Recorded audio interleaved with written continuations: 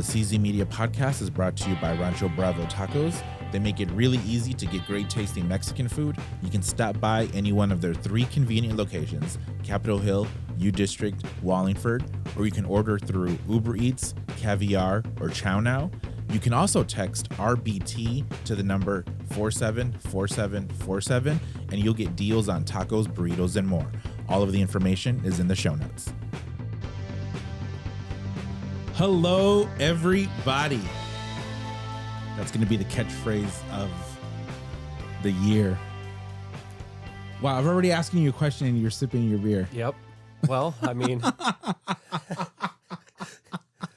you gave me a nice little soul here, so yeah. No, you enjoy it as I'm enjoying my premium Mexican beer from a premium Mexican podcast. No, I'm what they call cultured, so I drink wine. I see. 14 hands. 14 hands. I don't think I'm going to spotlight them this show. We should open up a competing wine company called 15 Hands. 15 or 13 and a half and say we're more efficient. We're more efficient. Yes. Yeah. We're more efficient. Welcome everybody to the show. Before I start, I want to encourage everyone to subscribe, like, share, comment on the show. Follow me on Instagram, follow me on Facebook. So I'll just go ahead and say my buddy Travis is back. What up, Travis? What's up, everyone? You know, I'm going to start complaining right from the get-go. Apple has not liked my podcast. It's been very uncooperative in how it shows my episodes. And I've had multiple nights where I'm up until 3 a.m. trying to figure out why, doing different, changing different things on how each podcast is uploaded in the settings, refreshing the RSS feed, emailing Apple support, emailing my podcast hosting service for support. And finally, after 4 times of support of Apple support failures and 4 times of hosting support failures, but the last one was successful. I think I got it. They're testing you. Doesn't that just bug you when support people don't even look at what issues you're having and then just give you boilerplate response to stuff? Do better, support. That's your job. Yeah. Is support. Well, anyway, so that I think is all resolved. So if you subscribe to us on iTunes, all of the episodes will appear correctly. You'll see the newest ones that are published so you can keep up to date. So I would appreciate everyone subscribing on iTunes or Stitcher. Stitcher is awesome. They've given me 0 problems. Whatever their requirements are for uploading to Stitcher, they are far, I don't know if that's a good thing or a bad thing, but they're far more lax than Apple. They're very strict on exactly how things are submitted to them. But follow us on iTunes, Stitcher, or Travis, just listen on the website. I know a lot of people that just listen on the website. And we'll talk about why I'm having Travis back in just a second, but just listen on the website. There's a link. I usually post a link on Facebook saying click here and you can just get right to it. Jump right into it without having to go to any of the other third-party apps. Get right into it. Start listening. And we thank you. There's a nice donate button on there, which is nice. Donate money. Like, I don't want a whole lot. Just a little bit. Just a little bit. I mean, you may notice that Travis sounds amazing right now. And that's because I bought a new microphone. And, I had to pay money for that. It would be nice. Click donate, $1, $2, $5. I will appreciate it all. One other thing that I want to say, Travis, is did you listen to my last show? I've listened to part of it. I've had some stuff come up at work recently. You know what? I don't want. I'm going to listen to the rest of it. Those sound like excuses. They are Travis. excuses, but I'm going to listen to the rest of it on the way home. Well, Podcasts are perfect for the car ride, which is why people should be subscribing to your podcast. would you rather just be absolutely infuriated at the person zigzagging, trying to avoid traffic with zero success, or would you rather just stay in your lane, chill, And be immersed. yeah, just listen to something fun? Yeah. Which is what we're going to do today. Like the podcasts usually go for an hour. Like sometimes, so our podcast went on for an hour and 45 minutes. I like those. You could tell that I may have had a drink or two by the end of that. Really? I think so. Okay. But I tend to keep the podcast about an hour, easy to listen to, super easy to listen to. So I'll say it again. Subscribe, like, share, please. Email czmediapodcast@gmail.com. My last show, I had on the very lovely Ellen Meny, who is a TV personality here from Seattle. She is an on-screen talent. Do you say that? On-screen talent? That sounds good to me. On-screen talent for King 5's Evening Magazine. I love that show. Yeah. Did you know that I grew up in Chicago?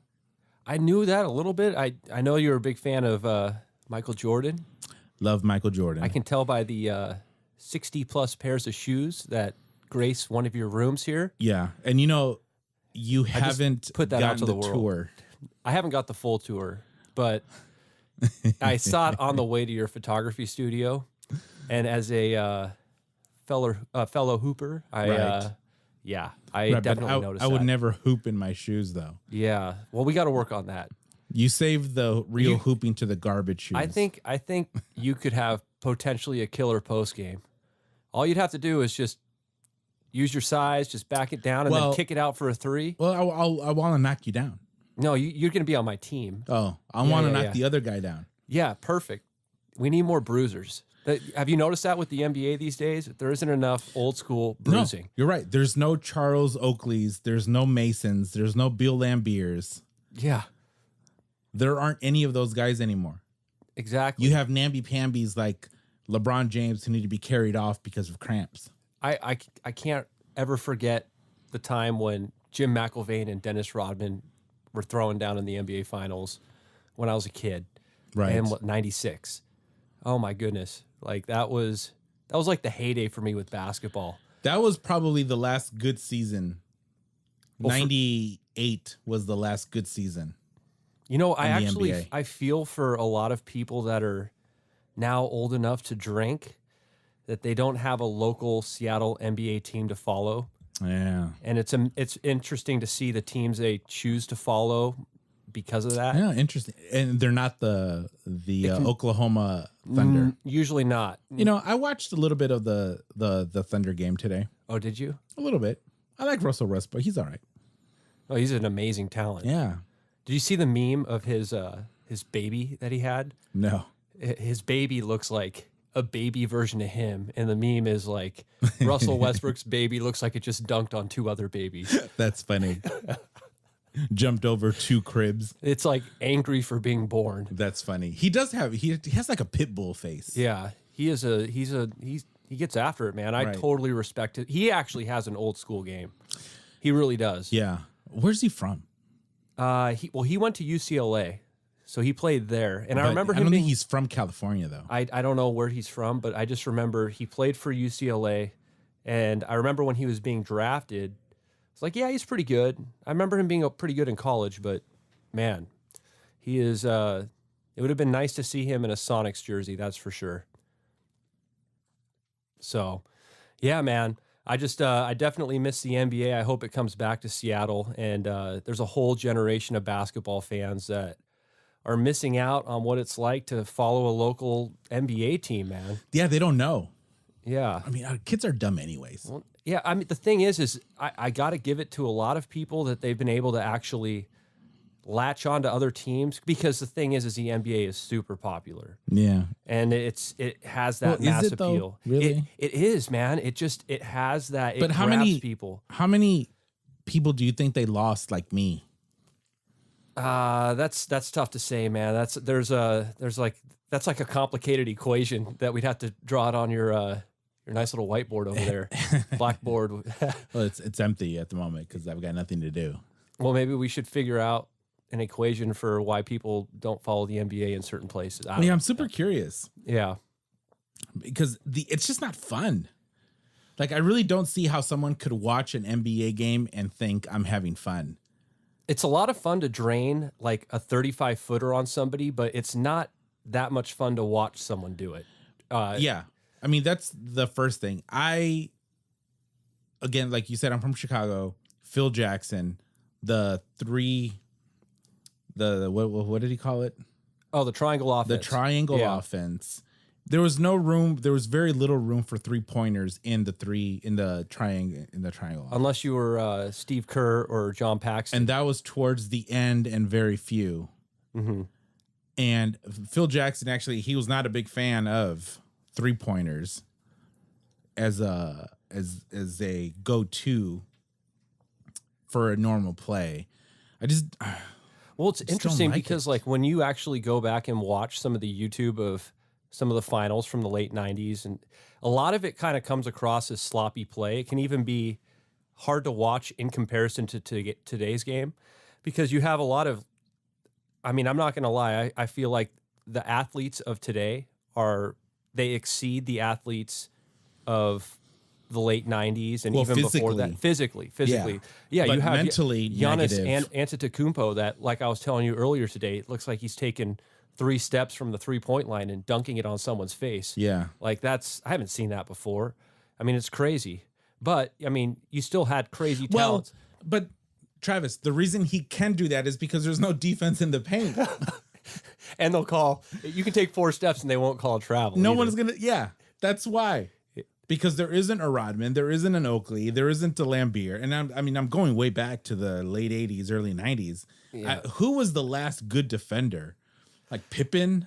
Well, there's been some decent good defenders. Like Kawhi Leonard's a pretty good defender. For San Antonio? He plays for Toronto now. But he was for San Antonio? He was for San Antonio. He was a really good all-around player. Yeah. He was hurt for a whole year. I like that dude because I don't know if this is still the case, but he signed, like he's one of the best, right? Yeah. He's one of the really good players. He took a year off and got, yeah, exactly. And there were a bunch of reports of how nice of a guy he is.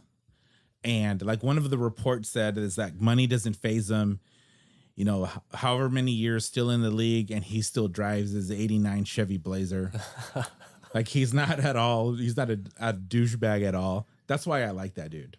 And I'll follow. But actually right now, I don't know anyone who plays in any team. Okay. Other than the dudes that are like, you know, super popular. Well, I could tell when you were asking me last time if they were in the playoffs. Right.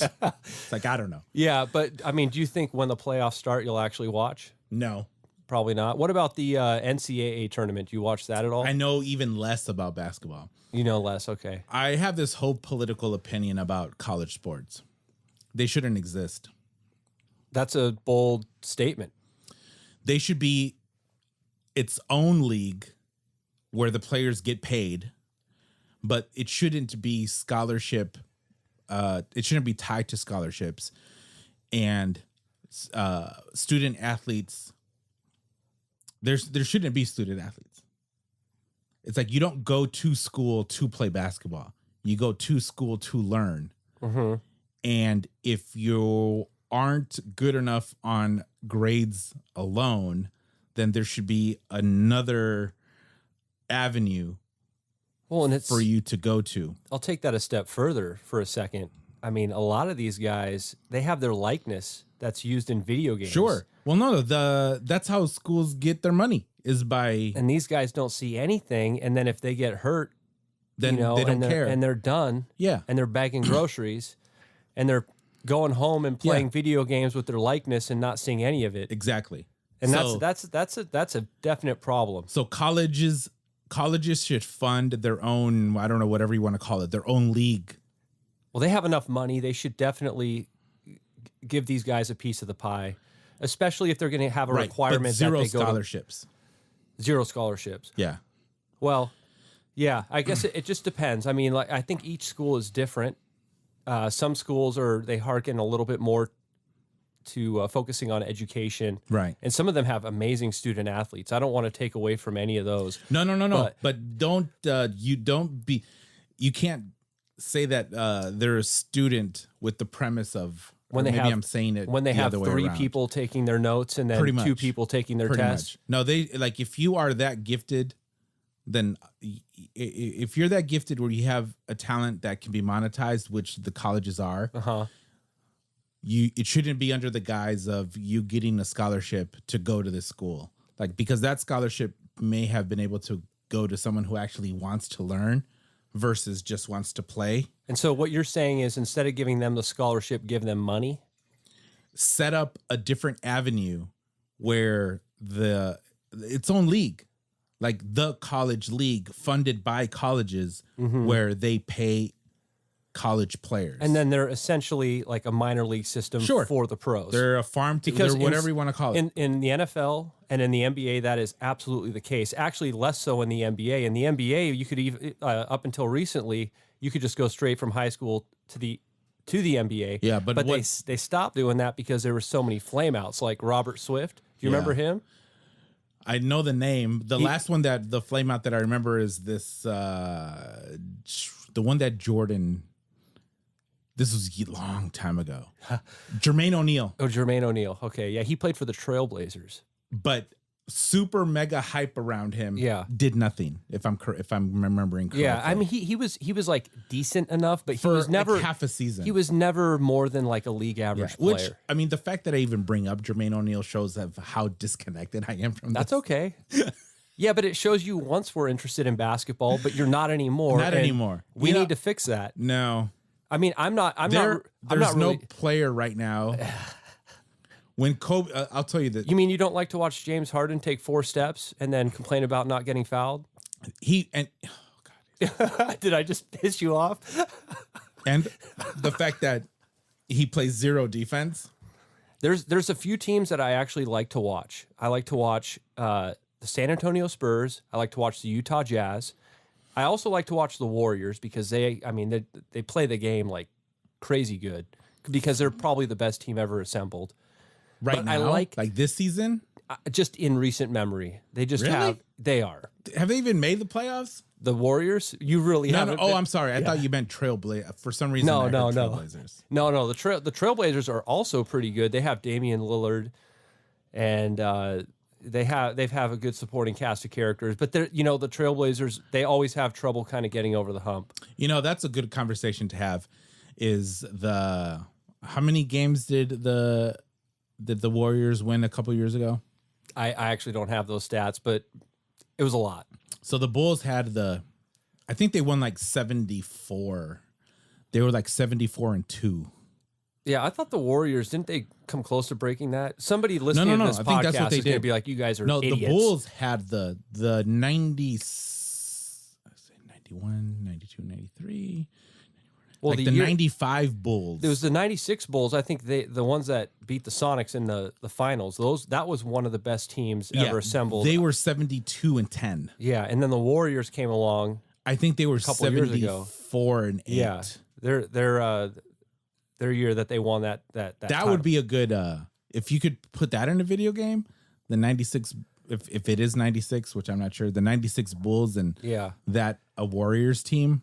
I think the Bulls would win anyway. Yeah, I'm not about to look this up. We don't really have the Mexican Jamie. We don't have Jaime in the room. We should get one. We need Jaime. We need to go find him. We need Dan.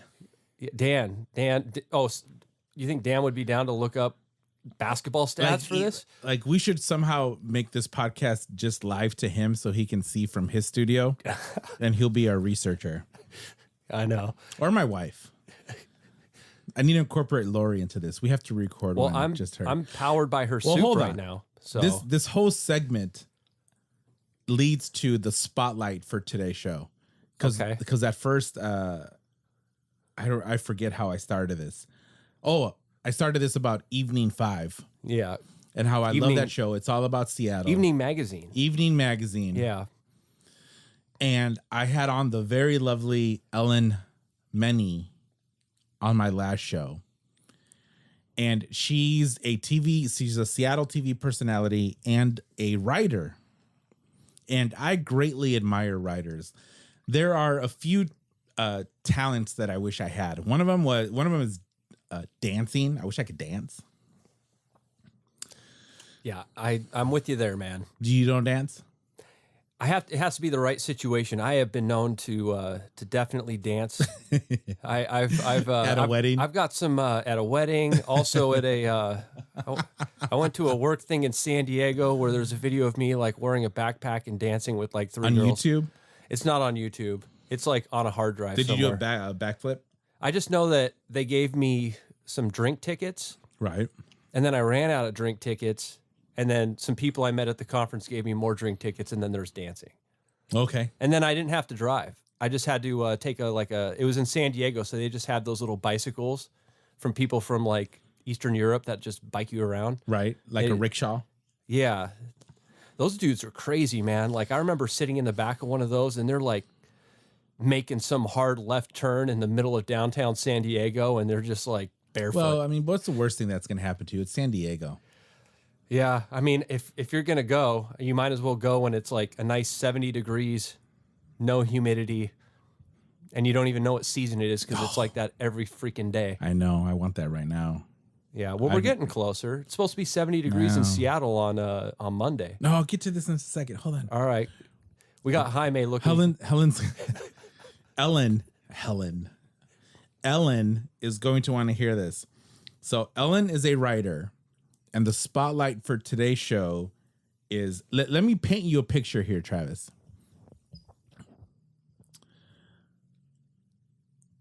You're driving down the road. You see a sign for Hotel Stormcove. Okay.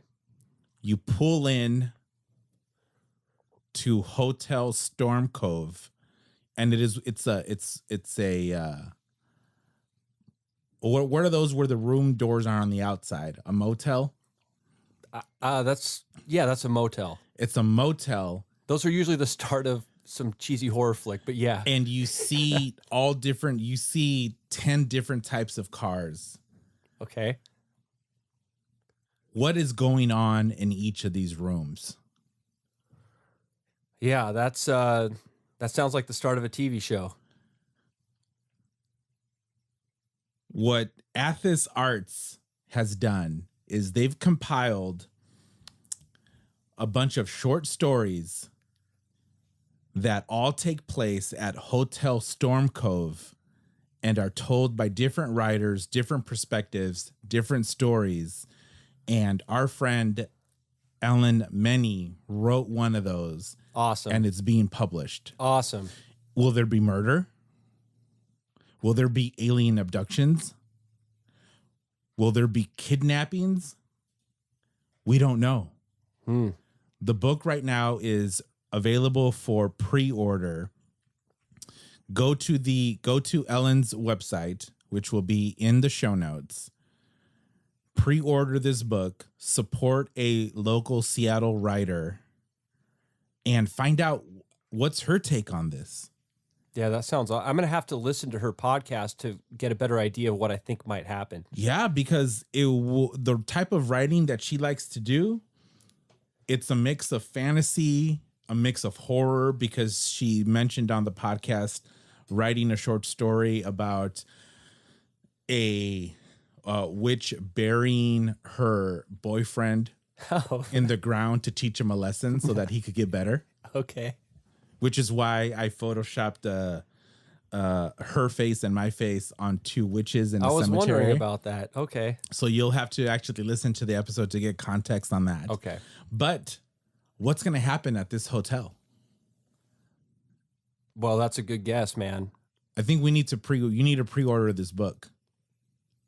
Yeah, because we're not going to spoil it for you on this podcast. Well, I don't know. I asked her for a sneak peek, and she said no. I was going to say we're not going to spoil it because we literally don't know. Yeah, because I literally don't know. But I pre-ordered it, so I strongly encourage everyone to pre-order it. It's a good way to support a local writer.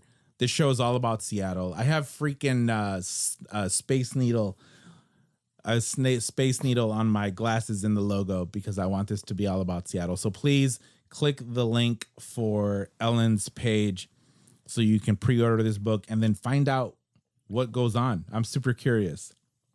Well, anyway, let's move on. I didn't decide. Travis demanded he come back on. Yes. I had a lot of fun the last time I was here.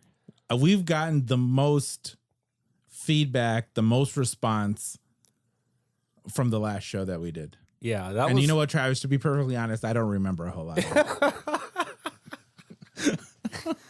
I remember it. It was excellent. Yeah.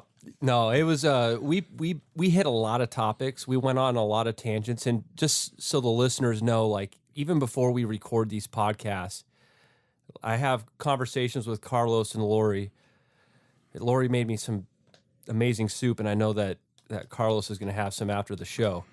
But we have a lot of really interesting topics where a lot of the times I'm like, man, I wish we could just record this, but that's fine because we're recording now. But we enjoy talking. So that is I think we just need to hang out more. Yeah. Because I think that if we hang out more when we're in these normal situations and we're gonna get to a really interesting topic, I think that we're gonna be able to look at each other and it's like, should we just wait? Mm-hmm. Like we'll just wait and to talk about it later. Sure. So we'll develop that balance of not show-worthy content versus just regular old minutia that people talk about when they get together. But we had lots of feedback from your past show, which was only a couple shows ago. Yeah, that was just a few weeks ago. It was not that long ago. And when I went back and looked at the analytics, I'm like, holy cow, there is a definite spike in spiking this. So it's like, you know what? If that works, let's bring Travis back. And the best thing about our what we're going to talk about right now, you want to know what that is, Travis? Enlighten me. I have no idea what we're going to talk about. Yeah, I have an idea. You have ideas? Yeah, I do. All right. Well, I know anything about the things that you want to talk about. Yeah, I think you might know some of the stuff, but I'm really actually interested in hearing some of your reactions. All right. Because we kind of touched on, we touched on a lot of topics, and I think originally we were hoping to talk about, we were talking about YouTube conspiracy theories. We were talking about some of the ethics that it requires to look at YouTube and to understand what videos have credence, what ones don't. Right. And we also wanted to look into UFOs and aliens and things like that. But I think before you actually understand what it takes to evaluate, are we being visited? You kind of have to take a step back and you have to kind of understand, like, what are we doing as humans right now to search for alien life? Right. And a lot of that comes into what do we think about alien life? And let me throw this at you real quick, because in college, when I took a lot of astronomy classes, because, as I said on the last podcast, it's something that I'm super interested in. Well, one of the things that professors said a lot was that we need to be able to search for life and look for life as we know it, how it exists on Earth. But I've always thought about that as being very short-sighted. Like looking for dogs or humans. Sure. Anything that exists here, have you ever noticed in science fiction with aliens that we kind of take our idea of aliens and we add either like a humanoid aspect to it, or that we make them like reptilians or insectoids or whatever that word is? Right. Yeah, I might have butchered that. But it's still with the human... just kind of like a twist to it, a human twist to it, right? And actually, if you look at life here on Earth, we have millions and millions of life forms that have existed throughout the history of the planet. In fact, there's been global cataclysms in the past via asteroid impacts or global freezes, where up to 95% of the Earth's population of creatures has been extinct, and then evolution has taken play again and created millions of more creatures. And you see all different kinds of life that has emerged. But even with that, I still think we are being very short-sighted. So let me just give you like a quick example of how life can be a lot different on Earth than what we experience as humans. So Right. I was at a friend's timeshare in Palm Springs, California. His family's super rich, and they had this timeshare on PGA West. And we went there in the summer. It was like 110, 120 degrees out. We would go in the pool, swim around, and then we would get out and walk on the 7th hole of the Jack Nicklaus course and just chip. We would just grab balls and just chip golf balls onto the green and whatever. And there was one day where I was standing on this little like grassy hill, and I teed up a little, or not teed up, but I put a golf ball down on top of the hill, and I was just chipping, and I hit down and I hit my shot, and it was just a normal golf shot. Where is this? This is in Palm Springs. Palm Springs. So I've never been there. Yeah, it was like 110, 120 degrees in like the summer. Yeah. But Lori goes there with one of her girlfriends, but they never invite me. Oh, you need to get down there, man. It's a nice place. But what I was going to tell you though is when I was hitting my shot, Right. my left leg felt like it was caught on fire. Okay. Your left leg. My left leg.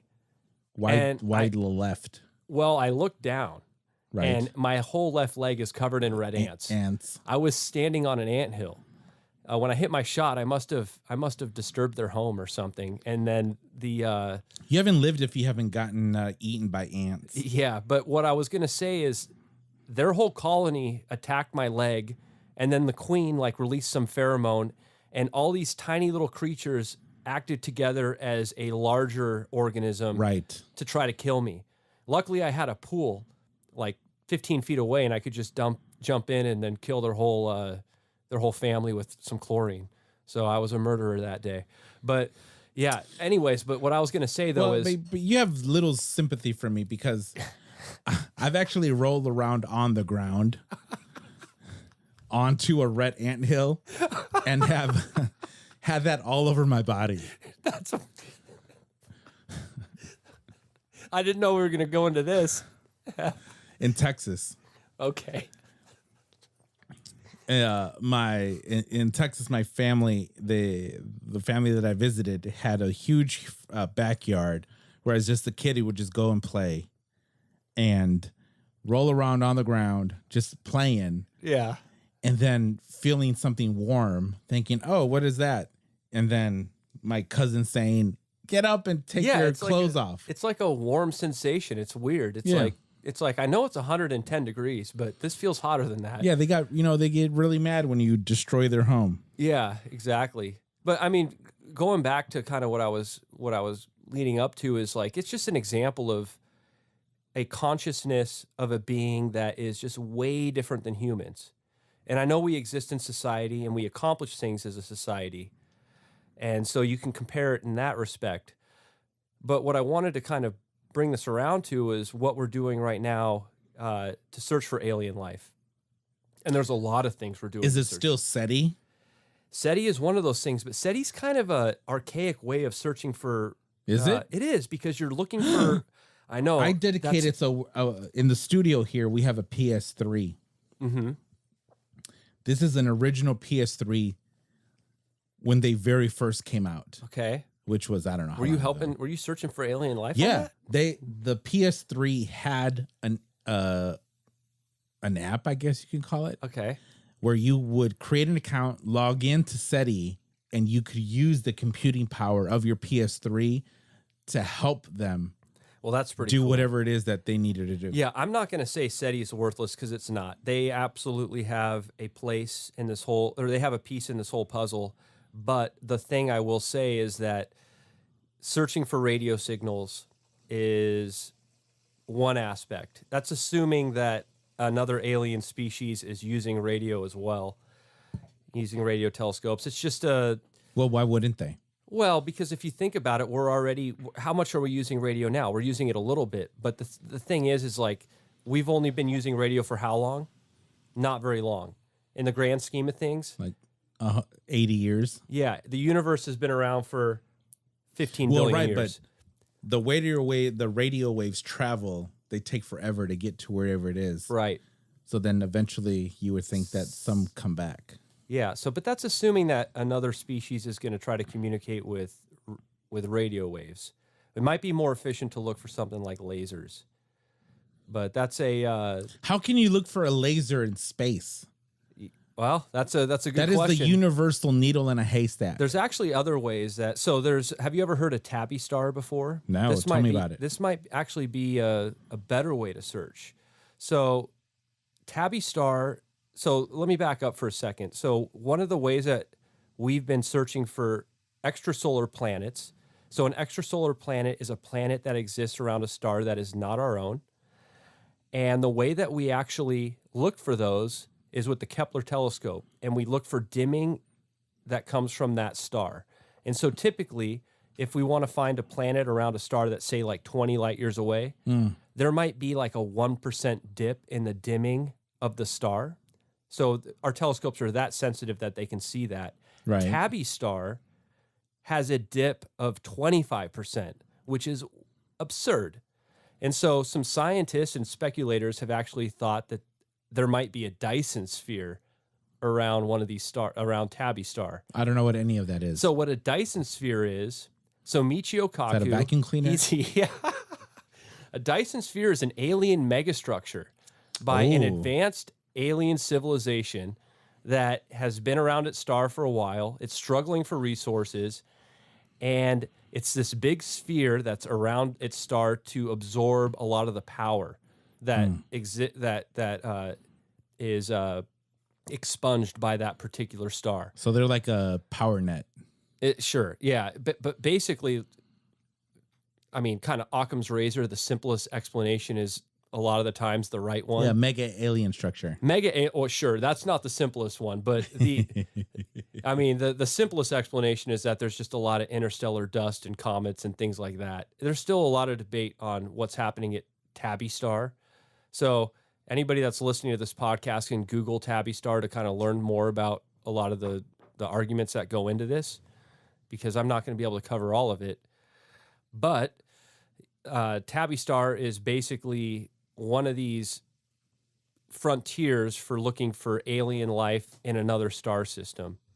So, yeah, Dyson spheres is something that's been talked about by Michio Kaku. How many notes am I going to have to put in the show notes? This is going to be like an essay. Are you? Yeah, this is going to be. Are you going to provide these notes? These links. Sure, absolutely. So, and if hold on. So what is on these things? So what do you think is on these things? What do you mean by on these things? These giant alien megastructures. So these are the Dyson spheres is like a hypothetical structure. So there's something called the Kardashev scale, and the Kardashev scale is the advancement of a civilization. So bear with me for a second. Sure. So now you have the floor, sir. Okay, perfect. So right now, humans have mastered. We haven't even mastered the Earth. We're not even a planetary species yet. We're close. They don't know what the ocean is. Well, yeah, exactly. We can't even. Yeah, exactly. So, but there's mermaids. So a Type 1 civilization, also called a planetary civilization, can use and store all the energy available on its planet. So we're not even there. A Type 2 civilization is also called a stellar civilization. And so that civilization can harness the total energy of its planet's parent star. And basically that would be like a Dyson sphere. So it's being able to control your solar system. So you remember I was telling you about that show, The Expanse? Yeah. Where on Amazon. Yeah, on Amazon. We're going to plug Sponsor Amazon. Me, Amazon. Yes, yeah, Amazon sponsor the show. But that show kind of takes place like a couple hundred years in the future, where humans have explored the solar system and have set up colonies on various planets, and there's all sorts of political things that happen. It's a good show. They're not even a Type 2 civilization. They're still trying to be that.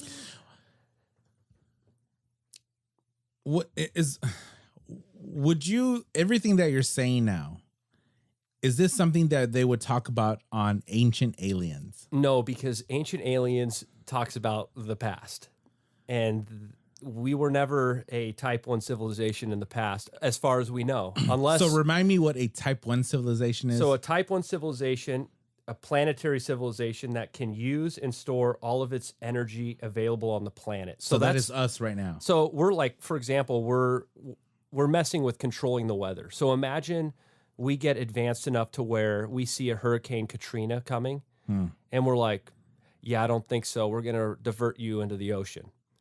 So it's being able to control the environment on your planet for your well-being. What level is that? That's just a type 1 civilization. Well, so we're not even there yet. No, we're not. No. Okay. We are babies. We're like, the way I look at humans. But this is all hypothetical, correct? Sure, it's all hypothetical, but you got to look at things in the grand scheme. So the universe has been around for 15 billion years. Right. Okay. Our solar system has only been around for 4.5 billion years. All right. So you could imagine that there are plenty of stars that are like ours, that have the heavier elements that could help to build life, that could potentially be billions of years older than ours. And the universe is a very big place. I'm not saying that we're going to be able to find these things easily, but it's not out of the question that somewhere in the universe there could be a civilization that is far more advanced than ours that could actually build one of these Dyson spheres. So, but wouldn't those be the same civilizations that built the pyramids? It could. And they're just coming back later. I mean, you just never know. I mean, because I'm not going to sit here as a human in 2019 and act like I've got the universe figured out. Right. But I think I have a good perspective, at least, on what we are and what we aren't. I'm not smart enough to understand any of this. That's all right. I'm barely wrapping my head around the Apollo 11 mission where that movie just came out. Yeah, I actually that's pretty. Did you see that yet? I have seen it. Apollo? No. The new one. The one with Neil Armstrong. Well, like they did like this whole IMAX thing. You know what? They just did like a bunch of movies about Apollo 11. So I'm confused. I know, obviously, Apollo 13, we've seen that with Tom Hanks. Yeah. No. This was Apollo 11. I haven't seen the Apollo 11. We should go watch it. Okay, I'd be down to see that. But I I saw think they're showing it in Bellevue. Are they? Because they just did the one with Neil Armstrong. Like that one's... No, with actual Neil Armstrong or with... No, it was Ryan Gosling. No, that's First Man. Yeah, but that's what I'm talking. That's what I'm talking. We boycotted that one. Oh, really? Why is that? Because what was the one of the most iconic pictures of that whole? Well, thing? For me, it's One Small Step for Man. Well, yeah. Then what did he do? I was waiting the whole movie to hear that. But what did he do shortly thereafter? He just, I don't know, to enlighten me. He planted an American flag on the moon. Oh, you don't like that? Well, First Man left that out. Oh, that's why I didn't watch it. Interesting. Huh. Like that is, I mean, that's a key moment. That is a key. Yeah, absolutely. That is one of the most iconic pictures of all time. And this filmmaker didn't want to insult any other country.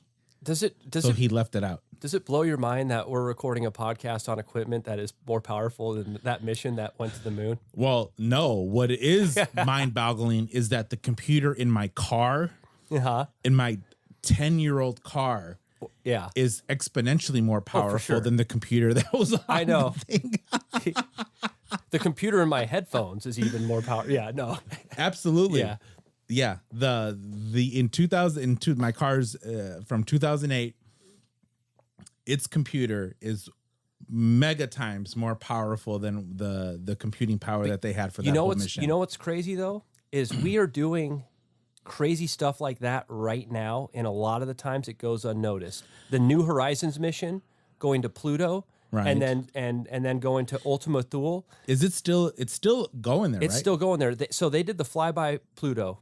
I mean, you're talking about sending a craft out there at immense speeds to do a flyby and to take high resolution pictures with advanced instruments, and then redirecting that same craft to go to an object that is infinitely smaller than Pluto and getting a picture of the building blocks of the solar system, because the objects that are in the Kuiper Belt, so the Kuiper Belt is kind of the remnants of the building blocks of the solar system that Right. exists on the outside. So Right. we're kind of getting to see like a Like snapshot the of history. space dust from the Big Bang. Yeah, it's not really that interesting when you actually see the pictures, but what's interesting is the Well, fact that we can do it. How far away it is. Yeah, it's unbelievable. That is nuts. I'll take you one step further. Have you ever heard of the Starshot the Starshot project? No. So the Starshot project is actually really interesting. So that was announced by venture capitalist Yuri Milner, Stephen Hawking, rest in peace, Rest in peace. and Mark Zuckerberg, among others. Mark Zuckerberg. Yeah. So what they are doing, this is really interesting, and this is something that you're going to want to pay attention to. So they're sending a very small, lightweight, solar sail style spacecraft to Alpha Centauri, which is the nearest star system. It's actually a triple star system. So we have a single star for our solar system. A lot of the stars, The sun. To the laymen's out there. Yeah. So Alpha Centauri, I know. So Alpha Centauri is. I felt pretty smart there, actually. No, you're helping translate some of this stuff. But so Alpha Centauri is it's about 4 light years away. So it takes 4 years to get there at the speed of light. We can't do that. Right. But we actually have the ability to potentially go at 15 to 20% of the speed of light. And so the idea is to take this nanocraft. It involves a multi-kilometer phased array of beam steerable lasers with a combined power output of up to 100 gigawatts. What did you call it? Nanocraft? It's just a very small, like, solar sail. So we think like how small? Like I'm talking about something that can fit on this table, like real small, like this tiny little like TV dinner tray. Okay, it's a small little thing. So like 8 by 10. Yeah, and so it's basically it's navigated by an array of beam steerable lasers with a combined power output of up to 100 gigawatts. On this little tiny thing. It's on this tiny little thing, and it'll kind of gain speed. So That's idea, like a lightsaber. It is. But what's cool about it is imagine being able to witness this spacecraft in your lifetime going to the nearest star system. It can get there in about 20 years, but it will be added time. They actually have some plans to even slow it down. Because if you imagine going 15 to 20% the speed of light, having to slow that thing down and actually orbit it around Proxima Centauri, which is one of the stars. So Proxima Centauri b is an Earth-sized planet in the habitable zone that scientists are very interested in looking at. So it'll be interesting to see if they actually try to take this craft there and orbit it, or if they just do a Pluto-style flyby. But it's going to be something that if we're alive, I hope we're alive when this happens. Like, I just never imagined that we would be able to see humans travel to the nearest star system, aside from like Star Wars or Star Trek or something. Well, but this isn't humans. This is this is a craft. A craft. Yeah, and then you have about humans sending something. But then you also have to imagine you're sending that information back, which is also going to take at least 4 years because of light speed. Is that 4G? It's gonna better be better than that. So yeah, 5G. It's we're doing a lot to kind of search for alien life, and that's just like one of the far-reaching projects. There's actually some projects closer to home that NASA has queued up, like searching. Have you ever heard of Europa? Do you know what that is? It's a movie. It is a movie. It's a great movie, and that's actually half the battle because they kind of cover it. But Europa, and there's a moon called Enceladus around Saturn. Europa is a moon around Jupiter. Mm-hmm. Both of these moons have underwater oceans, and they're underwater oceans. I'm sorry, under ice oceans. Okay. Yeah, I just confused the hell out of you there, but that's my fault. But I was gonna say in the 2020s, there's the Europa Clipper that basically is going to have ground penetrating radar that's going to be able to search, kind of like peer under the ice. Right? There's ice everywhere. Yeah, but so Jupiter is a gas giant, and Europa is the second moon, and there's a ton of moons around Jupiter. There's like almost 100. So basically, there's a lot of gravitational forces pulling on Europa from Jupiter and then the nearby moons, and it creates a lot of internal heat. And so what that has created is kind of this underwater ocean that scientists theorize there could potentially be the environments for life. That was wine pouring. Yeah, I could hear that. Was wondering. Yeah. Well, when you're talking about alien life and under ice oceans on moons, it helps. You need a little lubrication. Exactly. But yeah. But Travis, I'm still thinking all of this stuff. Why can't we build a submarine that can withstand the pressures of deep sea and then send people down? Even because are you talking about on Earth or on Earth? Okay. Yeah, because they're thinking about doing that on Europa too. No, I want you want to do it here to the Marianas Trench. We need to get you in touch with James Cameron because he does that stuff. I want to go deeper than the Marianas Trench, like they did in Megalodon, and then disrupt this thermal layer so that megalodons can come up. It's true. We really don't know a lot about the surfaces of our and then I ocean. want this megalodon to go to like the beaches of Ibiza or all these douchebag beaches and then just eat all of those douchebags that are there. That'd be pretty sweet.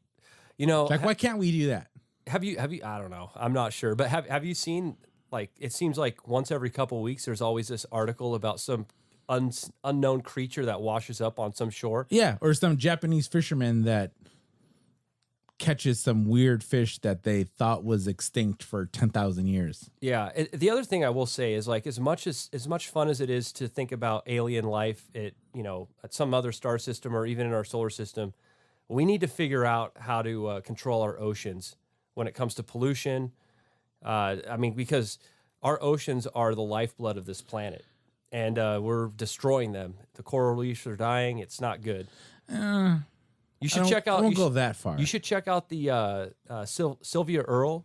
She's got a documentary on Netflix. Yeah, that kind of touches on some of this stuff. It's well, the problem with all of these things is that coral reefs are decreasing in some places, but they're thriving in others, and they don't take account where they are thriving because there are man-made coral reefs. Well, one thing that Sylvia Earle has done is she's created these things called hope spots, which are like the national park system for oceans, where there's been huge decreases in coral, because decreases in coral have also seen a decrease in sea life as well. Well, yeah, because that's where, that's their home. Sea life likes to live. Yeah. That's their hangout. That's their hangout. That's their protection, man.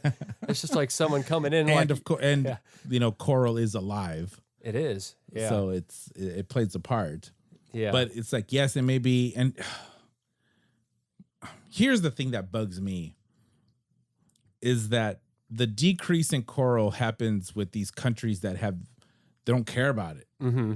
So they let people just go and do whatever they want. Like, why aren't they protecting it? Mm-hmm. How do you actually control countries that aren't your own? That kind of gets into the, I don't want to shame them. I don't want to get too political here. You tweet at them. You tweeted.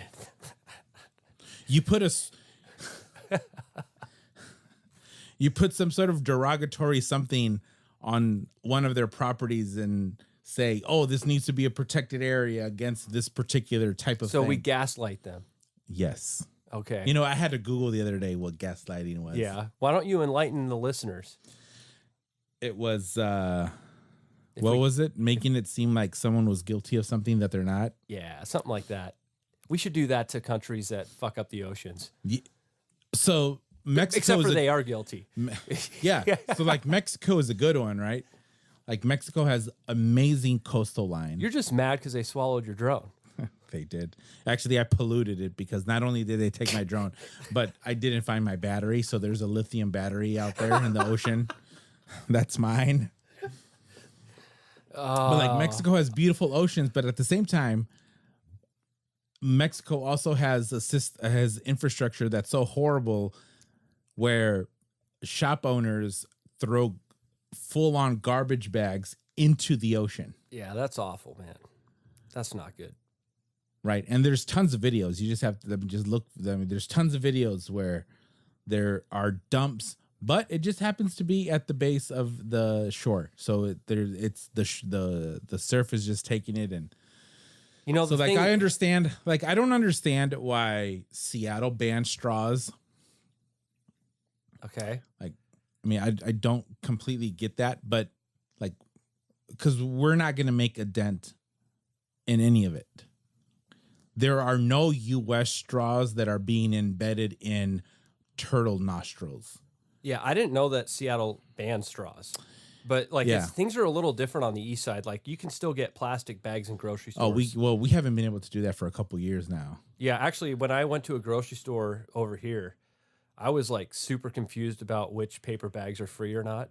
They're not. They're 5 cents. Well, there's like some bags you can are free, but some aren't. Not here. Oh, in Seattle? Yeah. Okay, maybe it's the closer you get to Seattle, like No, here in gradually Seattle, break you there's no plastic. Which, you know what? I'm perfectly okay with that because I hate plastic bags. Like one of the few things that I truly, truly hate. You don't have a dog. Like you would want plastic bags if you had a dog. Maybe. Like Lori loves plastic bags. And she's probably hearing me right now. And she's rolling her eyes. But she loves plastic. She loves all bags. Give her a bag and she'll love it. Plastic, canvas, potato. Like she collects bags.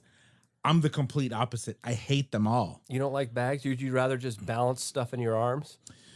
Or buy a 5 cent paper bag and just recycle it. Mm-hmm. I'm okay with that. So whenever I go to the grocery store, although granted, I don't buy our household groceries, I buy groceries for a meal. Mm-hmm. That's how I am.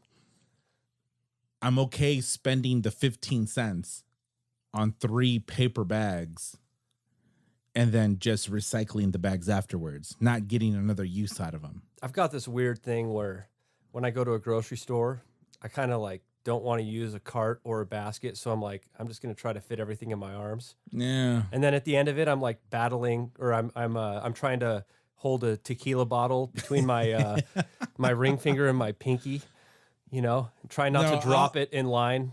I won't use a cart, but I'll use the basket. The basket? Yeah, I'll use the basket. Yeah. But again, I only shop for a meal. Like I have the absolute best wife in the whole entire world. She does our household groceries. Whereas I just focus on a meal.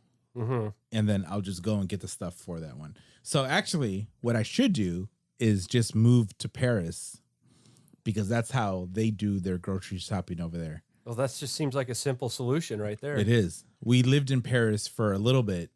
Really? Yeah, this was quite a few years ago, but we lived in Paris for a little bit, and Europeans have a refrigerator a quarter of the size of what our refrigerator is. It's super tiny. Yeah, they probably don't waste as much food. No, you can't have a week's worth of groceries in there. Mm-hmm. And they don't have pantries. So getting ingredients to cook a dinner is a daily activity. We need to hit them up with a Seattle-style snowpocalypse, and then they'll get bigger refrigerators and freezers. Or it's like, I need to buy a month's worth of beans. I was not prepared for that because the weather forecast did not even mention anything like that. For a couple days, I just lived on whey protein and eggs, and that was. I bet you were farting like crazy. Yeah, I don't even know why I went down that path. And beer. Yeah, no, actually, the first time I made it to a store. It was hilarious. The first time I made it to the store, the guy was like, "You're here for beer first, right?" And I was like, yes. Yep. We bought wine. Got wine. Yeah. We You guys did. actually got snow in downtown Seattle, which is real rare. We did. Lori, I'm at 500 feet, so like it snowed a couple nights ago. there's a 500 feet difference between here and there. Yeah. Yeah. So you got more like in then. Woodinville. Yeah. That's nuts. Yeah, it snowed probably a couple feet. Not a couple nights ago, but during that time, yeah. I made a nice snowman. Did you? Yeah, it was a good size. It was about a 6-foot snowman. Yeah, it's been a while since I wore Seattle. shorts and a t-shirt as I made it. No, we were snowed in for a little bit. Well, anyway, what were we talking about? We were talking about aliens, but that's all Talking right. about aliens. But ultimately, I'm thinking we need to come up with some submarine that can withstand those pressures, go down, like because I don't think, has a person gone down to the Marianas Trench? I actually don't know the answer to I that. don't think so. I think they we- just we- put a craft down there. We have had there's a few videos online where some people have gone down in some submarines and they've seen some crazy like bioluminescence, right. which is like that a would bunch be of angler type looking fish that's how they attract their prey, because they have a little dangly thing, but it illuminates. Yeah, there's just some crazy stuff that happens. And actually, like, speaking of... But here's the thing, Yeah, Travis. sure. Elon. Listen, Elon. Everyone, hashtag Elon. You want Elon to go in the oceans now? You're like, forget your rockets. I mean, Let's your go. rockets are awesome. Like, you're going to the space station. Cool. You want to go to Mars. Let's go to the awesome. Earth's core. No. You are 100% guaranteed to find some cool stuff in the ocean. Mm-hmm. I mean, just even shipwrecks alone. Like, you're going to find just crazy stuff about history. Actually, did you hear on Ancient Aliens, since we talked about that show? Yeah. They found like the world's oldest computer. Oh, yeah. Do you remember that But one? That was it's in like- like the Mediterranean Sea. Yeah, that one was like, there's like gears and stuff like that, and it's like something that's thousands of years old. Because they That's crazy. calculated whatever sunsets or something. Yeah. Yeah, that's pretty interesting. Makes you wonder. Elon, you are guaranteed to find something cool if you invest in ocean exploration. Yeah, I wonder if he heard you say that. I hope so. We'll see. When this podcast gets a little bit more reach, that's when you'll know, man. When Elon's like, you know what, Carlos just said I should do it. So Elon was on. I love YouTube. I absolutely love YouTube. And even though I'm old, I will admit that one of my favorite YouTubers is a dude called PewDiePie. Never heard of him. He has almost 90 million YouTube subscribers. So he basically just makes YouTube videos for his life. Oh, for the past 10 years. That's like yes. the dream job. No, but he is the most subscribed to YouTuber right now. Okay. And he's been so for the last 7 years. Okay. He's a 28-year-old Swedish dude who, I mean, he just makes fun videos, right? He's like, lately, all of his videos have been meme related. But he is YouTube's most subscribed to content creator. Just one dude, one guy has almost 90 million. And when I started watching him, he had like 45 million. So he's grown, he's doubled in the amount of time that I've just been watching him. Well, anyway, he was so big that he asked Elon to be on his show, and there was enough community support where Elon did it. Okay. I'll show it to you later. That's cool. So all this, a big chunk of what this PewDiePie guy does is he reviews memes. So he's big on subreddit. Mm-hmm. You're big on subreddit. Just Reddit. Yeah. Well, subreddits are like... I'm sorry, yes. Yeah. See, that's how much I don't know about this. No, that's all right. That's fine. But so he's big on Reddit. yeah. And he has his own subreddit, PewDiePie. And that's where he gets the bulk of his content. So he takes that content and then turns it into a 12, 13-minute YouTube video. And it gets 4 million views per video. Yeah, Reddit is super cool because it's like... Yeah, it's like I know you're not the biggest fan, but because I'm new to it. I You're should new have to been it. doing it, 5 years ago. But it's kind of like the birthplace for a lot of content that ends up on the internet and various places. Yeah, absolutely. Like, because it's here's the beauty of it. It's pretty much right now uncensored. Right. The problem is that you don't want these social justice warriors on there. Well, so each subreddit has mods. So there are mods that are assigned to it, and the community on each subreddit can complain like, this dude's a douche, ban him, Sure. or remove his comment. And Right. comments can get removed and stuff. So like, for example, like I'm a huge like Seattle Mariners fan, Seattle Seahawks, just all the various Seattle sports. Oh, did Earl Thomas just get traded? He signed with the Ravens. But so if you went to the Seahawks Well, hold on. subreddit, you would find out instantly that happened. You know what? If I had a sound That's a good sound effect, man. like the brakes, Sure. oh man, I need a soundboard. That I don't think you do, man. That was pretty good. Just do them myself. Yeah. Is Russell Wilson worth 35 million a year? 35 million a year. You know what? That's a tough one. No, I say no. It depends on how many years and how much money is guaranteed. Because in the NFL, the money isn't guaranteed. No, a big chunk of it is going to be guaranteed. Right. Exactly. So that's a huge part of the He's question. going to the Jets. Well, or he's the definitely not Giants. going to go to the Giants because they traded Odell Beckham to the Browns. I saw that today. Yeah, and he's not. I don't think he's too happy about that. But the Browns might actually be pretty good. Wait, So, hold on.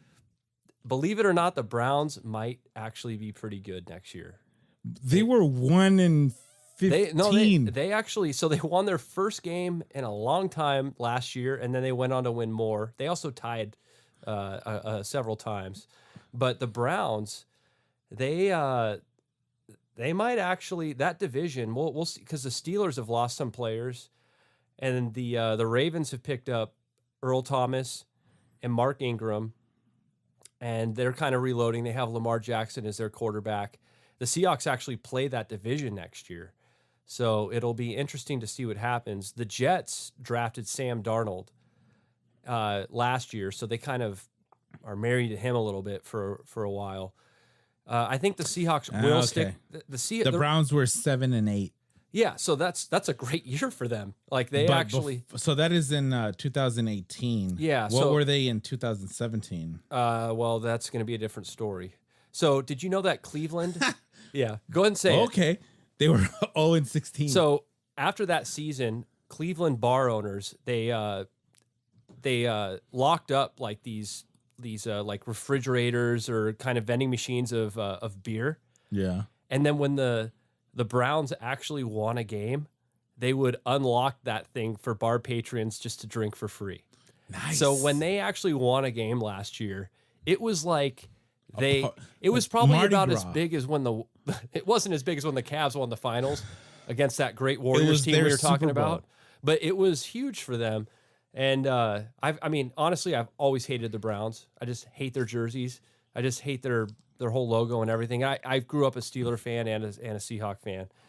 So I've never really liked the Browns, but I know I just threw that bomb at you right there that I like the Steelers, but Well, you like the rapist? no, part of my family is actually from Pittsburgh, so I grew up kind of rooting for both the Seahawks and I like the Ben Steelers. Roethlisberger. You do like him? Is that a joke, or you do actually like him? No, You do like him. he's good. He's a good player. Yeah, he's got some questionable life choices, but he's a really good player. The Tomlin, Mike Tomlin. Yeah, that's a dude I want to have a beer with.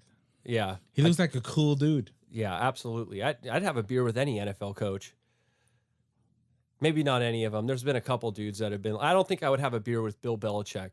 Oh, I would love to. Really? Dude, I'm the only Patriots fan in Seattle. Are you?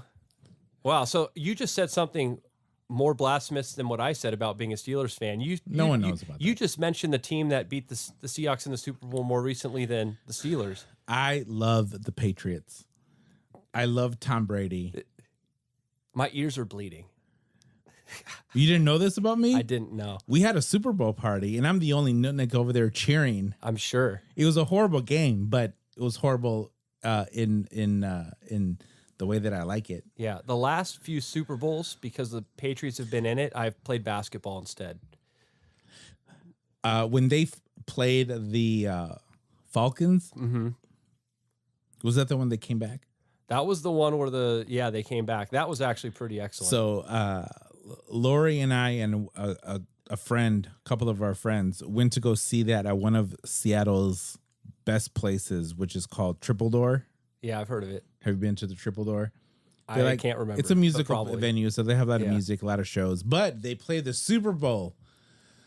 So it was us 3 or 4 for Patriots versus Falcons. And we're drinking, we're having fun, and the Patriots are just getting hammered, right?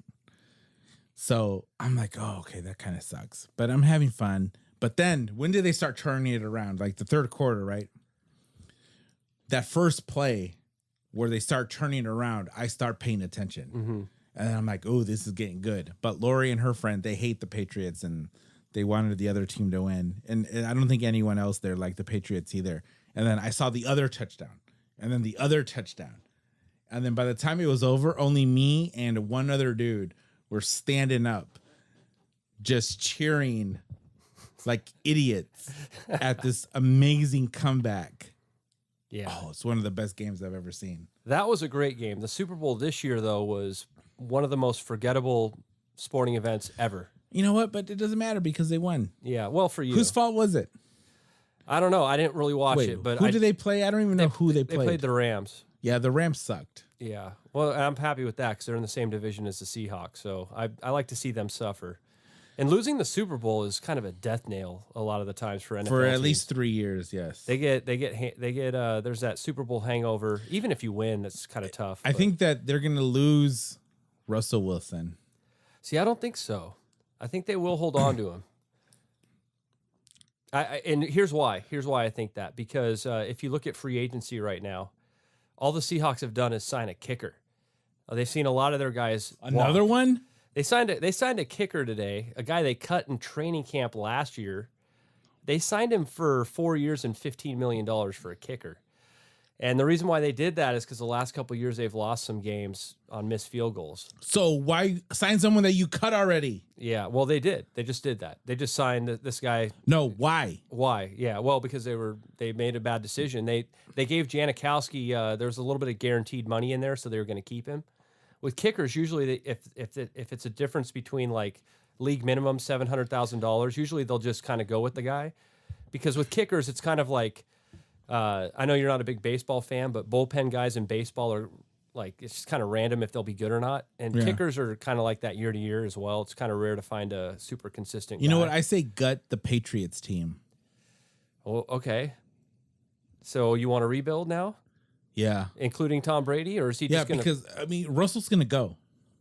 You're talking about Seahawks or Patriots? Seahawks. Seahawks, yeah, Seahawks. So if you want a Super Bowl in Seattle, you're going to have to gut the Patriots. The Seahawks.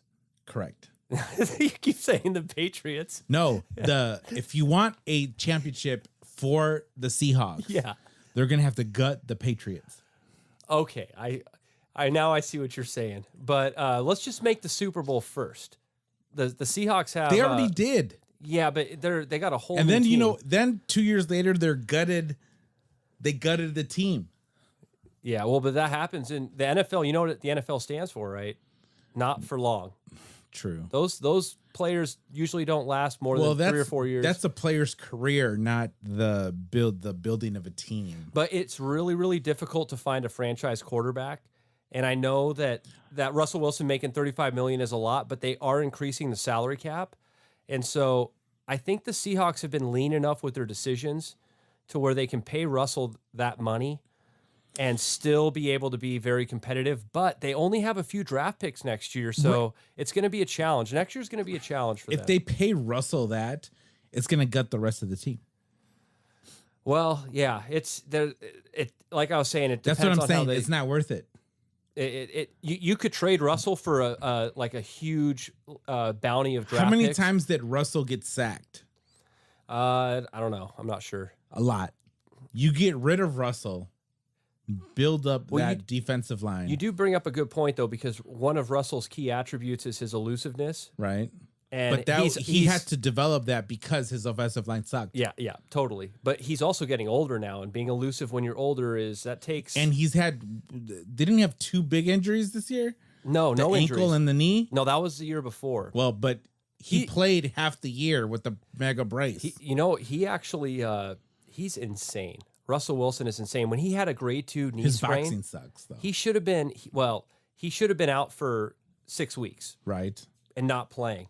But what he did is his trainer was like, you can't sleep a full night's sleep because of the swelling and inflammation that happens. So he woke up like every 3 hours to rehab it. So that dude did not get like a full night's sleep for an entire season. Well, right, but he was banging what's her face. So 3 hours of sleep, he's Sierra. good. Sierra. Yeah. Yeah, because his Yeah, I don't first think wife she's was dead. hooking up with Golden Tate, apparently. He had a first wife? You didn't know that? Yeah, he got in a divorce.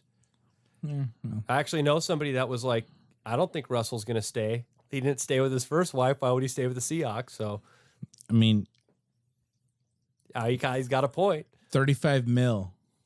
35 mil is a lot, but like I was saying, that seems like a lot, but they're increasing the salary cap. So you got to look at it as a piece of the pie. And the Seahawks have been really lean with the way they spent their money. They have a lot of guys that are young. They're one of the youngest teams in the league, so they can't afford to pay him that large amount of salary. It's just a matter of I wouldn't sign him to a super long-term deal, but I would if How old is he? he's around 30, I believe. And what's the life expectancy of An elusive quarterback? yeah. That's another question. Someone like Tom Brady that actually stands in the pocket. He's the type of person that can play forever. So, yeah, we shall see. So what Tom ends up Brady's happening. what, 42? Yeah, but he's got I want to see Tom Brady's anti-aging regimen because he's got some secrets that I think the rest of the world would like to know about, and he's withholding. Vegan. He's vegan. It's got to be more than that. He's got some. He's got like backup versions of his body, and he's like got scientists that are uploading his consciousness into backup versions of his body or something. So, yeah, I don't know, but it'll be interesting to see how much longer Tom Brady plays. But as long as he has a good offensive line, he gets rid of the ball super quick. They just have those quick little passes. He always has really good slot receivers, and they just make it happen. And it's like super boring for me to watch, but you also appreciate like the brilliance of it as well. So, I mean, that's, we were talking about basketball in the past, like watching the Spurs. Like I have always hated watching the Spurs, but also really loved watching the Spurs because they kind of play the game the right way. But it's boring in a way. So I don't know. It's fundamentals. It's fundamentals, right? And fundamentals are like, that's how you win. So I'm looking at my monitor here. I don't know what's going on. you're not sure what's going on. Maybe it's time for a break. We haven't had a break. We haven't had a break. That's all right. I fired a sponsor. Oh, did you? I did. Aren't you your own sponsor? Also? Well, I am. I'm going to substitute myself. Okay. But I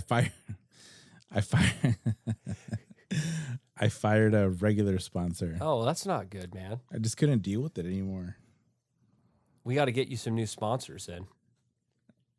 Yeah, we do. Hold on. I'm still learning how to use this too. And I like the way that we deviated from Aliens to sports. Alfa Romeo solar systems. Yeah, Alpha Centauri, Oh, yeah. What did I say? Alfa Romeo. Right. Whatever. That's like a super good Mexican boxer. No, that is an Italian car. Oh, my bad. All right. So Yeah. that's so funny. There's no sponsors for this show. There's no sponsors to this show, but there's a spotlight. Explain. Let me paint a picture for you. Okay, while Jaime looks something up on his phone. Yes. Holy cow, hold on. Let me paint a picture for you. You're traveling down the road. It's raining. Okay. You're in your car. You're tired, right? You're going cross country. Sounds awful. You missed the nearest biggest city, but you're ready to just go to a hotel and get some sleep. Mm-hmm. And you come across a sign that says next exit for Hotel Stormcove. Oh, You pull in, you see a few cars in the parking lot, all different makes and models. What do you think? Should I stay here? What's going on? Who is here? What are they doing here? Could one of them be in the middle of a murder? Could one of them be in the middle of a kidnapping? Could one of them be using a hotel room as the location of their time travel machine? that'd be cool. I'd stop You in don't for know. that. I'd definitely stop in for that. You don't know. To find out, you'll need to pre-order 5 Minutes at Hotel Stormcove, created by Athens Arts LLC. Information in the show notes. This is a multi-genre collection of short stories and flash fiction, each story taking place over 5 minutes in a unique hotel setting. Remind me, when is this available? In May. In May. Okay. And then which platform? Ebooks Ebooks. or hardback. Okay. You'll need to click the link in the show notes to pick whichever one you want. Okay. What is special about this book is that my dear friend Ellen Meny, TV personality from King 5's Evening Magazine, the most beloved Seattle TV show, Yeah. one of her short stories will be in this book. That's so cool. So, based off of what I know about Ellen and that how she likes a combination of fantasy and kind of sort of horror, I don't know what she wrote, but I am super excited to read her contribution to this book. So the book is called 5 Minutes at Hotel Stormcove. And I'll say it again. It is a multi-genre collection of short stories and flash fiction. Do you know what flash fiction is? Yeah. Something that happens really quick. Each story taking place over 5 minutes in a unique hotel setting. Yeah. So you got to establish a premise, hit the story, have a payoff. It sounds like something that's perfect for our current society. But isn't that premise just interesting? It is. I know if it was like obviously it's a book, but if it was like a TV show that I was just looking at on like Netflix, I would watch that instantly. I agree. Yeah. And it's going to make me I don't think we stay in. Okay, that's a hotel. It is going to make me look at the places we stay in a completely different light now. I'm curious. I'm going to be curious. Yeah. How many hotels have you stayed in the past? Oh, months? I've stayed in dozens for sure. Do you ever hear people banging in other rooms? I've heard a lot of crazy stuff. I've heard more crazy stuff in campgrounds. That is like, talk about hearing people banging. That's yeah. When there's tents all around you, you just there's never like a know. lot of wife swapping in those, isn't there? And then you wake up at like 5 a.m. because the birds. It's just not a good night's sleep in one of those in a campground. You know like what? I'm that. going to say this again. I want to read this book. And this book is called 5 Minutes at Hotel Stormcove.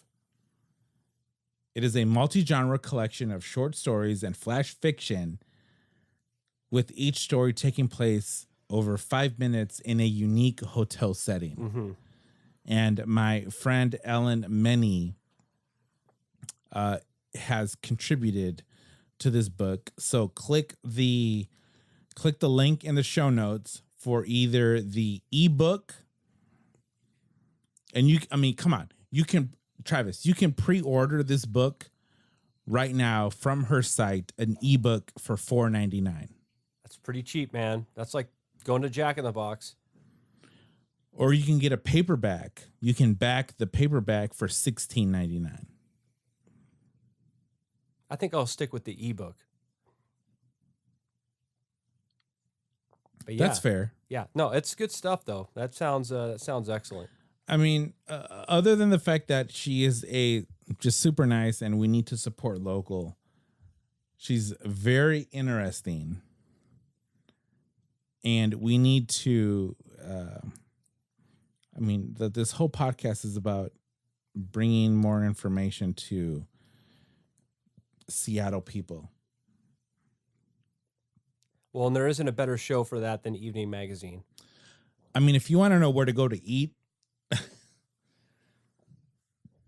or where to go to get drunk inexpensively, because there's a contributor to Evening Magazine named Jose. And then I'm going to shout this out to South Rebel Pro. Okay. My Venezuelan compadre, que se llama Jose. He's going to be on the show too. Oh, yeah? What are you guys going to talk about? I don't know. Like, I want to do his episode in Spanish. Okay. He's Venezuelan. Are you guys going to talk about alien megastructures? Like, are there alien megastructures in Venezuela? Yeah. I've been wanting to do a full Spanish show. And he might be, you know what? This is what I'm going to do. I am going to. Are you going to try to book a show while in the middle of a podcast? I am. That's bold. That's a bold strategy, Cotton. Hey, go for the gusto. And I'm going to say it in Spanish. I mean, we're an hour and 25 minutes in. I think I'm safe. Okay. We'll see. I don't know. We got some loyal listeners. I do. Okay. Are we ready? Yeah. All right. We're ready. Here we go. Okay. Para mi próximo programa, el plan es de tener alguien que pueda platicar en español y que me explique un poco más de lo que hace, de las cosas interesantes y divertidas que hace. Conozco a alguien que fue a Europa para aprender cómo navegar un barco para cruzar todo el mundo. Y si alguien así está disponible para estar en el programa, voy a querer que él se siente en el asiento de Travis. Este es Travis. Yeah. You want me to do that in Spanish? Me llamo Travis. Me llamo Travis. Carlos a la izquierda de mí. Para poder platicar conmigo. Okay. Hey, I just said you were to the left of me in Spanish, so. That was very good. Yeah, that high school Spanish is paying off finally. That was super very good. I was hoping I could bust out some Swahili tonight, but that's fine. We'll do that next episode. That's racist. No, it's what I'm trained. I'm trained in Swahili, man. That was I don't even know what Swahili is. It's Eastern African language. How are you trained in that? Because it was the easiest foreign language to get at University of Washington in the Say short amount one of time. sentence in Swahili. Hakuna Matata. Oh my goodness. Yeah, but the other one, I'll say my name. Gina Lake ni Travis. That means my name is Travis. I don't know what any of that means. Yeah, I didn't know what any of what you just said means, so we're equal now. All right, Travis. Yeah, that's good stuff. You got anything else for me? No. We went from planetary nebularis. But we got to talk about sports, which was a lot of fun for me. We need to do more sports. Yeah, and I've got some people that want to join us with sports, too. Oh, I got another microphone. Yeah. Yeah, I've got some shout outs to some friends of mine. Do you want to shout people out?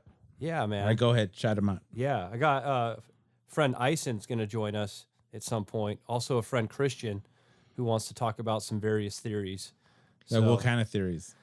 You know, a lot of various like anything that you could think about, like game theory, just any kind of topic that deals with a theory. You know, I'm not very smart. Mm-hmm. Did you know this about me, Travis? Well, I mean, you're hiding it pretty well. You're pretty smart. No, I'm an idiot. So I've watched Mad Men in its entirety about 3 or 4 times. Yeah, you mentioned Mad Men last time. This last time I saw it, which was just a couple weeks ago, that I saw the last episode for the 3rd or 4th time. I saw it. I'm like, okay, I'm done. And then, Netflix says, what should you watch now? And then they recommended a bunch of other shows. And then a little bit, a couple days later, I was just thinking about that last episode. Have you seen it? No. Well, anyway, so the last episode, I kept on thinking, you know what? What if Don, who's the main character, right? Don Draper. Okay. What if Don was smiling at the end because he thought of this? But this is after the third or fourth time I saw it. And then I'm like, it ended this way and he smiled and then they went to this shot afterwards because he did this. Oh. So then I Googled it. Oh my goodness. This theory was brought up literally 2 seconds after that last episode ended. Oh, cool. But it took me watching the whole series 3 times over the past few years. Yeah. For my brain to say, okay, maybe he did this. Okay. That's what I'm saying. I'm not that smart. Yeah, but that's one example. Well, there's probably way more. I'm not that smart. I'm not very smart at all. I'm actually, my favorite thing is, what do I know? I remember that. For a second there, I'm going to segue into the ending here, Travis. Yeah, for sure. I made merch today. Oh, yeah, I saw these. I think I might need one of these. You know what? If you ordered one, that would be awesome. It's only $25. Come on. Yeah, $25. Who makes the shirt? I don't know. It's a premium tee. Premium tee? Okay. What's that like? It's not Glydian. Okay. Or Glidden or whatever it is. Would you be mad if I took some scissors to it to make a... No, I don't care whatever you do to it. Just pay the $25. Okay. So we have merch. Yeah. It'll be added to the show notes for this show. Perfect. So there's t-shirts, there's a regular tee, a premium tee, a V-neck, and a long sleeve tee, and a coffee mug. Nice. What color are they? Black. Black. With white text. Okay. Nice. So the t-shirts on the front. Perfect for Seattle. Yes. The t-shirts on the front say the phrase everyone who listens to this show knows, which is, hey, everybody. Oh, close. Hello. Oh, hello, everybody. Everybody. My bad. I was telling Carlos I confuse it with Harry Carey. So, yeah. We're starting off the merch with I'm new. So, what I think my catchphrase is, which is hello, everybody. Hello, everybody. And then the very nicely done logo on the back. So on the front, you'll have plain text that says hello, everybody. And this is a CZ Media logo. This is on the back. There will be a CZ Media logo. So click that link. I mean, come on, $25 for a t-shirt that no one else is going to wear. How do you know no one else is going to wear it, man? This thing could catch fire. Well, I'm saying that very few people are going to wear. Yeah. I have the experience where I wear really random, unique t-shirts and they get tons of attention. I made t-shirts for my YouTube channel and I wore them until I became too fat and I couldn't wear them. But I got tons of comments like, "Hey, where did you get that t-shirt?" Oh my. He's moving away from the microphone not to laugh as much. Oh my goodness. I mean, anytime that you're able to make fun of yourself, I feel like there's intelligence from that in and of itself, to be honest. Then I'm a genius. Oh my goodness. Then I am a genius. So I love wearing t-shirts that no one else wears. You're not going to get at any of these stupid stores. And then it's you're repping a Seattle brand. Yeah. This is Seattle. In my logo, I have Space Needle logos, which I have which I'm able to use. I'm looking at the shirt you're wearing right now, and I see Darth Vader, but what's the intricate designs that make up that Darth Vader? So right now I'm wearing, this is one of the shirts that gets probably a ton of comments. where it's a Darth Vader T-shirt, but in Day of the Dead sugar skull patterns. I noticed that about you in this studio here. Is there's a lot of skulls. I love skulls. Yeah, I could tell. It's also part of the CZ Media logo. It is with the Space Needle and the with reflection the Space Needle and the sunglasses. Yeah. I have a tattoo of a skull. Do you have any? Is there any place in Seattle that's your favorite place to go for Dia de los Muertos? Oh yeah, you got the tattoo of the skull right there. I've got a big old skull tattoo on my left arm. But did you? Is there a place that you would recommend to anybody that would not know where to go to for Dia de los Muertos? No, because Do they can't do it right. We suck here. We just don't. They just won't do it right. Yeah. Just make your own. They're all just about go drink. They're all about Americanizing Cinco de Mayo, and that's it, huh? Well, Cinco de Mayo isn't really a thing in Mexico. No, it which isn't. is a thing. Yeah, it's totally just made up for an American. Yeah, September 7th, or I thought it was like September 14th for Cinco de Mayo. No. The real Mexican holiday is in September. Yeah. I was gonna say, like real Mexican independence is in September. Yeah. So what's Cinco de Mayo? What's up with that? Cinco de Mayo is a much lesser known battle that took place, but it just became commercialized from the get-go. Yeah, that's crazy. So many things have become commercialized. Yeah, Cinco de Mayo is an amazing day to go and get absolutely drunk and to go watch some really good boxing. Yeah. Because the top boxers, if they want to draw a Mexican audience, they fight in May and in September. Oh, crazy. So if you go back and look at Floyd Mayweather's last quite a few fights, they were in May or September because Mexicans were the biggest contributors to Floyd Mayweather's net revenue than anybody else. Oh, crazy.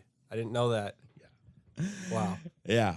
See, you got when it comes to boxing and that whole realm, that's the aspect of sports where you got the intelligence for that, man. I love boxing. Yeah, I can tell. I love it. So go back and listen to the shows that I've done with Trish and Jen or Omar. I've done quite a few boxing centric shows. But Travis, thank you so much for coming. Yeah, it was a lot of fun again. Like you've said so much stuff that I don't know what's going on. That's all right. You can listen to the podcast again. I'm going to have to. I've kind of learned not to prepare what we're going to talk about because we go off on some and that's interesting. Okay. I mean, I love the fact that we talk sports today because that's one of my favorite things to talk about. So I know, although we talked about the demise of the Seahawks. Well, I don't even know if I would call that a demise. I think they are so. Let's just say if they lose Russell Wilson, forget about them doing anything for the next 5 years. Well, it depends on who they would get for quarterback. But you know what? I mean, everyone thought they were going to win like 5 games last year, 6 games last year, and they made the playoffs. It was just not expected. Well, yeah, but at the expense of what? At the well, I don't even know what it would be at the expense of. They actually are one of the youngest teams in the league. So I wouldn't rule them out. Every time people count the Seahawks out, they end up being all right. And every time people think the Mariners are going to be good, they end up being trash. I'm going to stick with saying that Tom is going to win another one next year. And I would not bet against that. I just wouldn't. I mean, it sucks for people that aren't you in Seattle that want to be able to watch the NFL and hope that it would be a Super Bowl that would have 2 different teams. But I can't argue against that because I mean I kind of think that the Chiefs they might have them next year with Patrick Mahomes and that team. We'll see. But Tom's too dominant. At some point though, his age, Gronkowski, if he stays healthy, yeah, just the beast. He is a beast. Edelman, what's his name? Edelman. Yeah, he's also a beast. Just, oh my goodness. How good is that guy? The Patriots are always able to find some white dude to put in the slot receiver. They don't have any good black dudes. Yeah. Well, the last black dude they had was Randy Moss. Randy Moss. Yeah, but they also what was that, like 8 years ago? They get some decent running backs, but they also have white running backs too. Yeah, it's crazy, man. I mean, Gronkowski, oh my God, I wish I looked like him. Yeah, dude, that guy slays. I mean, he goes and parties. takes life by the horns, and he just seems like such a cool guy. I think the thing that makes him so effective is he's just like, he doesn't let anything really bother him. Right. He's just like, I'm here to have fun. I'm here to play my game. It's like, I'm going to do this Tide Pod commercial. Yeah. And I'm okay with it. Yeah. It doesn't matter, man. He just does it. He just gets it done. All but right. you know what? We'll get you back on the NBA though. I'm gonna. That's a tough one. I'm gonna try to get back into it. Also, I'm hoping the Sonics come back. I'd like to be a part of that movement. They got an NHL team first. Yeah, we do have an NHL team. Do you know anything about hockey? No, and who cares? I don't know jack shit about hockey. And no one cares. Yeah, that's going to be the biggest bust. Really, you think so? Oh yeah. When the Sounders started, did you think that was going to be a bust? Because I actually got season tickets right away for that because I needed something to fill the void of the Sonics leaving, and I liked it for about 4 or 5 years. The soccer team. So I've been to about 4 Sounders games. Yeah, do you like them or no? It's just a good time to go get. Yeah, it's fun. Have a drink. Exactly, it's fun to hang out with friends. But I don't know what's going on. I think soccer is horrible. There's been a couple times I went to that. I was like, I just drove to downtown. I know you live down here, but I was like, I just drove to downtown Seattle. I paid $25 for parking, and I just watched a game end 0-0. Right. And then I was like, I just wasted half my Saturday. Well, that's what soccer is. And then they're like, no, dude, we got a point. And I'm like, we got a... Okay. Soccer is a waste of any day. Yeah, you might lose some fans for saying that, man. Like maybe 2. There might be two people. Maybe. I'm okay with that. I'll take that hit. Well, Travis, thank you so much. Okay. Yeah, I appreciate it, man. It's been fun. I love I mean, you're going to come back, right? Oh, for sure. Absolutely. What are we going to talk about next time? We'll have to talk about that off air. But you know what? Maybe we should talk about it on air. What would you like to talk about? What's some? We could talk about supplements. That would be interesting. You know, we both know a lot about. I'm going to back up a little bit. I think that we both should rewatch. I don't know if you've seen it, but I've seen it. We should watch the documentary called Room. What is it? 237. I haven't seen that. No. It is a documentary that explains how what's his name? Who's the guy who made The Shining? Oh my goodness. You're going to make me look like an idiot.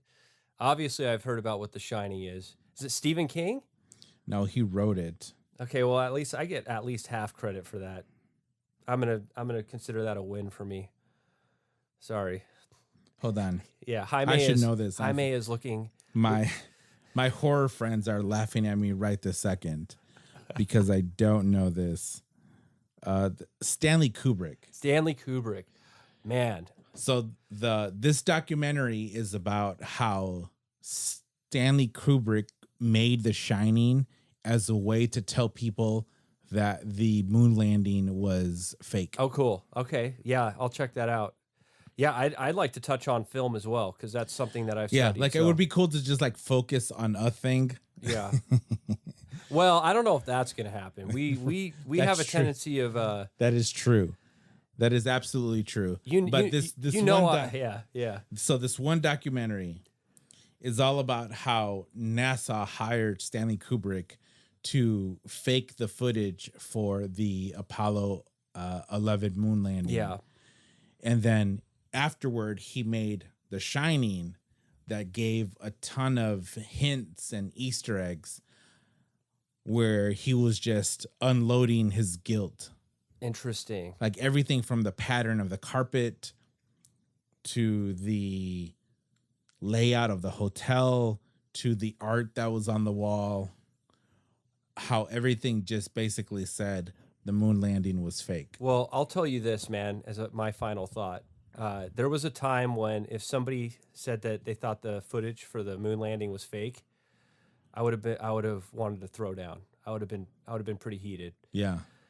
But it's like, no, I still government landed. You know, I still 100% believe we went there.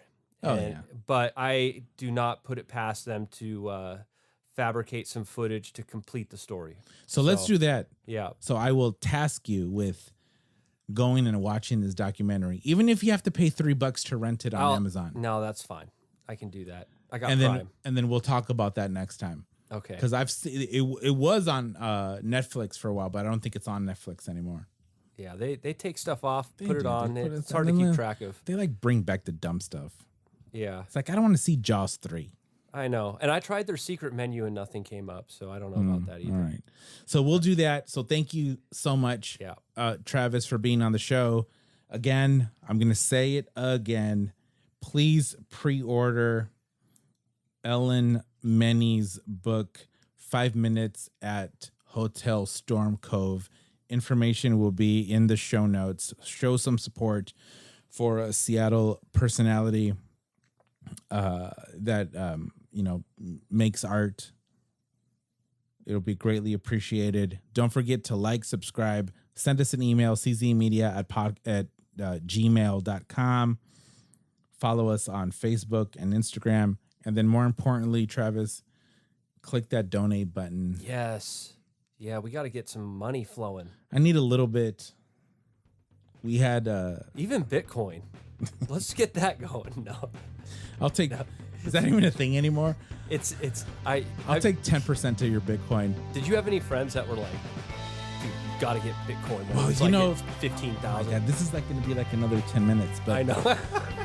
I saw the Vice report on cryptocurrency like 10 years ago. Uh-huh. Okay, maybe not 10 years ago, but like a long time ago. Mm-hmm. And it's like I technically could have been in it, Yeah. but it just sounded so insane. Yeah, it's like, I don't know how this actually is a thing. Right. Okay, we're done. Yeah, we'll hit that next time. We're done. Yeah. We're done, Travis. So thank you all for listening. Travis, thank you. Thank you. We'll see you. Say goodbye, Travis. Bye-bye. Bye.